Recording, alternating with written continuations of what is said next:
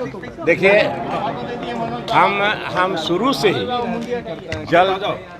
ही हम जल जंगल जमीन की हम लड़ाई लड़ रहे हैं। साहेबगंज में पेपर में भी आया था कि वहाँ का पहाड़ ख़त्म हो गया, मिर्जा चौकी का पहाड़ ख़त्म हो गया, और बहुत माइंस इलीगल तरीके से जो चल रहा था उस पर हमने हस्तक्षेप किया कि भाई इलीगल क्यों चल रहा है। एक तो सरकार की तरफ से गलत हो ये रहा है कि बिना लीज का, बिना ग्राम सभा का ये लोग चला रहे हैं, और मैं शुरू से इसकी लड़ाई लड़ता हूँ।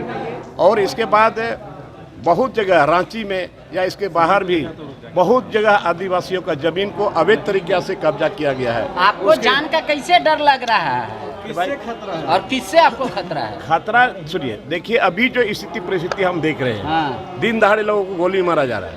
अच्छा। और यहाँ पर बहुत सारे ऐसे लोग हैं जो अवैध तरीके से लोगों का जमीन को कब्जा किए हुए, उसकी लड़ाई लड़ रहे हैं। बहुत माइंस जो गलत तरीके से चल रहा है उसकी लड़ाई हम लड़ रहे हैं।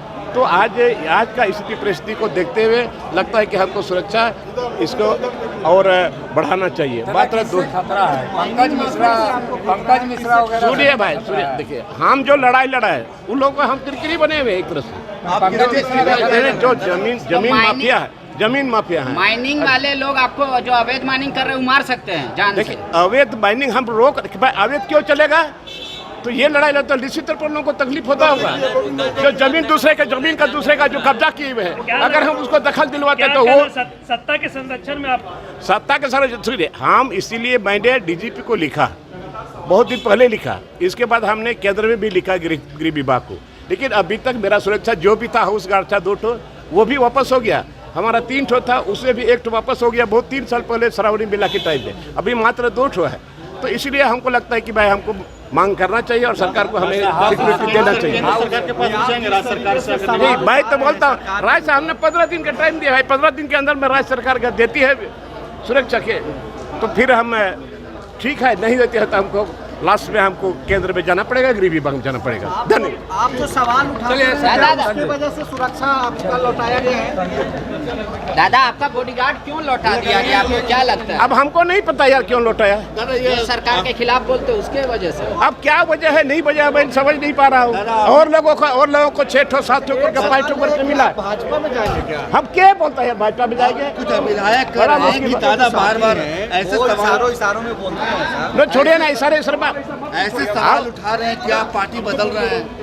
ये सब बकवास है। कोई पार्टी बदलने की बात नहीं है। क्यों पार्टी बदलेंगे? जनता जैसा चाहेगी मैं वैसा करूंगा। दादा लेकिन संथाल का मुद्दा उठाते हैं कि शिकारी पाड़ा में भी बहुत अवैध खनन चल रहा है। सब जगह चल रहा है यार, सब। इसीलिए तो मैंने सरकार को कल चैलेंज किया कि कहाँ आप ग्राम सभा कराते हो और क्यों कराते हो, जब आपका नियमावली बनाई नहीं तो फिर आप ग्राम सभा क्यों करा रहे हैं? कल सरकार चुप हो गई, मंत्री चुप हो गए। दुमका के कई अधिकारी भी मिले हुए अवैध खनन में। अवैध खनन क्या, जमीन जो यहाँ अभी पर्ल्स हॉस्पिटल क्या अधिकारी का नहीं, उसमें पर्ल्स हॉस्पिटल बना, छवि रंजन इतना जमीन बेचवाया। ये तो सब तो हो ही रहा, सब आँख के नीचे, सरकार के नाक के नीचे हो रहा है सारा चीज। नहीं, जो अवैध खनन को लेकर जो बातें जो सामने आई थी और ईडी ऑफिस से भी कंप्लेन किए गए हैं दुमका के मामले को लेकर, शिकारी पाड़ा के मामले को लेकर कि 200 से भी ज्यादा अवैध खनन है वहाँ पे, क्रैशर चल रहे हैं, लेकिन सरकार का ध्यान नहीं है। 40 से ज्यादा पहाड़ समाप्त हो गया, मैं आपको बता रहा हूँ, और वो भी अवैध तरीका से था। तो इसको आप कैसे बचाइएगा? तो जल जंगल की अरे उसी का लड़ाई लड़ रहे, कैसे बचाएंगे? नहीं बचाएंगे तो लड़ेंगे।